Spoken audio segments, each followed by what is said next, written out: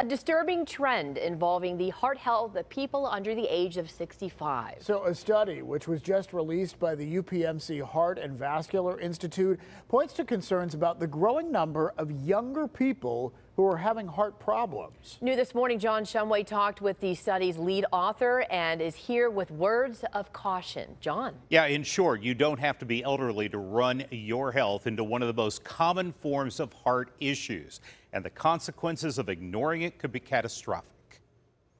The docs at UPMC didn't need a study to tell them what they are seeing with their eyes and hearing through their stethoscopes. But we in practice have been seeing an increasingly higher number of patients who are in their 40s and 50s and have atrial fibrillation. It was previously thought that age group made up 2 to 10% of AFib patients, but this study is showing nearly 20% of our patients are under 65 years of age of all the atrial fibrillation patients we see.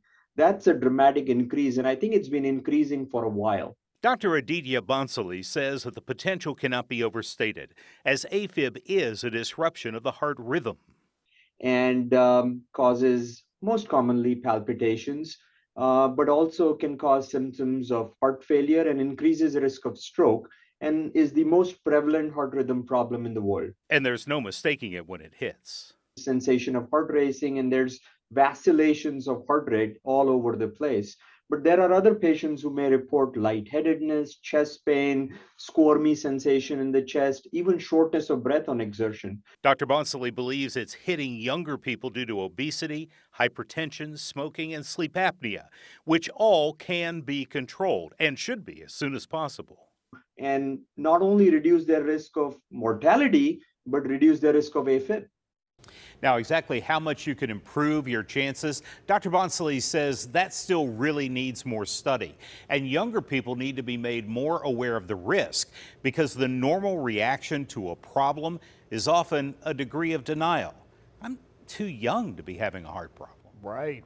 Absolutely the case, I would imagine so. But is there a gender factor at play here at all with this? There absolutely is. It does hit men and women both, but when they study survival rates, women are twice as likely to have more serious AFib results. Wow, and that's a message that needs to get out. The whole thing needs to get out, so we appreciate that report. Thank you, John. Sure.